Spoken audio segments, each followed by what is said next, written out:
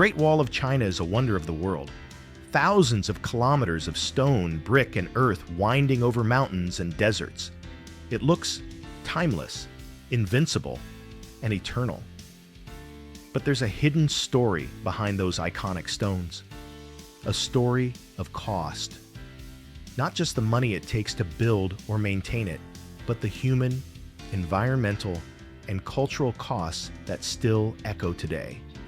In this episode, we'll uncover the hidden cost of the Great Wall, how it was built, who paid the price, and what it takes to keep it standing in the modern world. Stay tuned. This is the hidden cost of a global icon.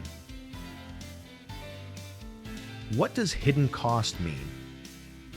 When we talk about the hidden cost of the Great Wall, we're not just counting budgets, bricks, and repair bills. We mean the labor, the lives, the forced work, the environmental impact, and the continuous maintenance required to keep a centuries-old structure alive. Yes, the wall is huge, but it's not one single wall. It's many sections built across different dynasties, often with different materials.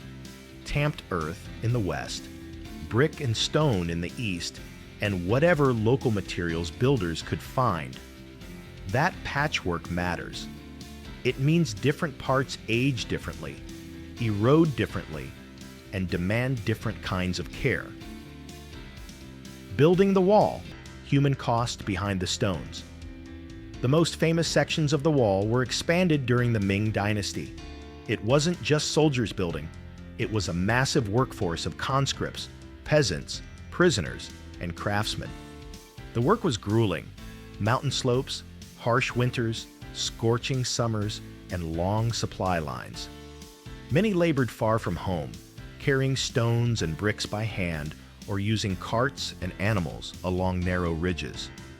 There's a saying that for every meter of wall, there are countless untold stories. Some are heroic, most are exhausting. You can imagine the logistics.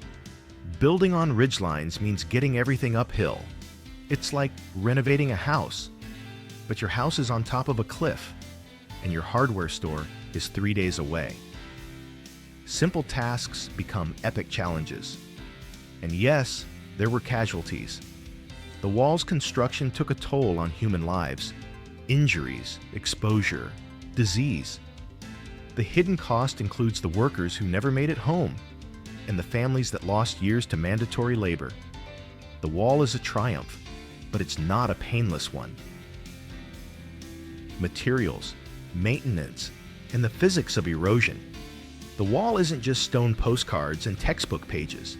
In many regions, the wall is tamped earth, compacted layers of soil, gravel, and straw. It's surprisingly durable in dry climates, but vulnerable to wind, rain, and frost. Brick and stone sections stand better, but even they crack under freeze-thaw cycles and foot traffic. Imagine placing a heavy book on a sponge. If the sponge gets wet, it sags. The wall's foundation faces a similar problem in some areas. Water softens the base, frost expands in cracks, summer heat dries the mortar. Year after year, that cycle opens joints, shifts stones, and invites vegetation to pry apart the seams. If you love stories that look beyond the postcard and dig into the reality of world wonders, hit that subscribe button. It's free, it's fast, and it helps us uncover more hidden costs behind history's greatest projects. Tourism, economy, and the paradox of preservation. Tourism is the wall's lifeline and its biggest stress. Millions visit iconic sections like Badaling and Mutianyu each year. The money funds preservation, staffing, and interpretation. But crowds cause wear. Footsteps smooth ancient stones, hands polish bricks, and litter and infrastructure creep in where silence once ruled. Building railings, steps, and platforms makes the wall safer and more accessible. People want coffee, bathrooms, Wi-Fi, perfect viewpoints, and quick transport. The wall becomes a stage as much as a relic, and stages need constant work. Still, tourism funds the repairs that remote, eroding sections desperately need. Without visitors, budgets shrink. With too many visitors, repairs multiply. Environmental costs: land, forests, and water. The wall's original purpose was defense, but building it changed landscapes. Trees were cut for scaffolding and fuel. Quarries carved into hillsides for stone. Kilns consumed vast amounts of wood to fire bricks. Supply systems stretched across valleys, turning nature into construction sites. Modern preservation faces a choice: let nature reclaim the wall or keep it clear for history and tourism. Clearing vegetation prevents roots from splitting masonry, but leaves the wall exposed to wind and rain. Letting plants grow protects surfaces in the short term, but undermines structure over time. Law, ownership, and the cost of stewardship.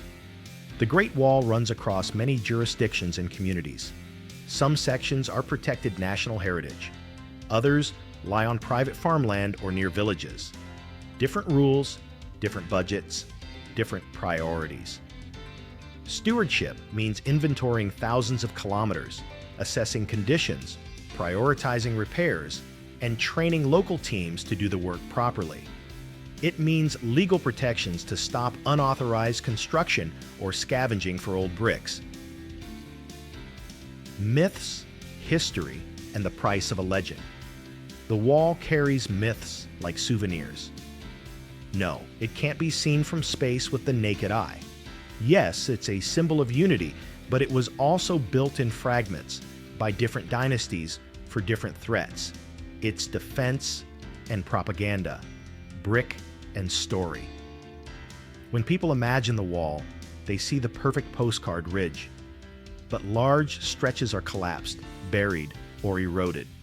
Restoring them to postcard perfection would erase history. The modern engineering fight back. The wall is old, but the fight to save it is modern. Engineers and conservators use drones to survey erosion and collapses. They use photogrammetry to map surface details and find cracks invisible to the naked eye. They also manage loads. In popular sections, paths are reinforced discreetly to spread foot traffic and prevent concentrated wear. Subtle drainage improvements keep stormwater from undercutting foundations. In windy regions, low-profile windbreaks reduce scouring without changing the skyline. Community cost: living in the shadow of a global icon. Villages near the wall see both opportunity and pressure. Tourism brings jobs, guides, vendors, transport, hospitality. But it also brings rising rents, seasonal income, and infrastructure demands. Local communities often become guardians. They report damage, guide repairs, and teach visitors how to respect the site. But guardianship isn't free. It takes training, coordination, and fair compensation. When locals feel included, the wall survives. When they feel sidelined, the wall suffers, because no central authority can watch every ridge and valley. Counting the bill: money, effort, and what preservation really costs. What does it cost to keep the wall standing? Money, obviously. Staff, materials, monitoring, emergency repairs, but also planning, legal enforcement, research, and public education. The cheapest time to repair the wall is before it looks like it needs repair. And then there's the invisible budget line: restraint. Choosing not to over-restore, not to add flashy features, not to paste new bricks over old scars.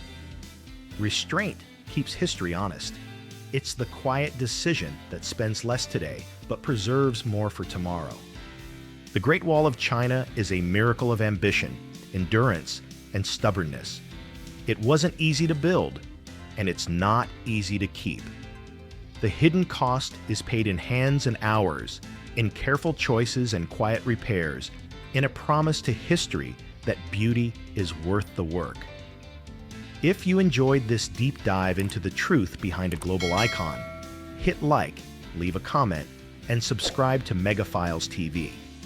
Tell us what you want next. The secret maintenance of ancient temples, the real budget behind modern megaprojects, or the hidden cost of turning heritage into tourist gold. Your ideas shape our next episode. One stone, one story at a time.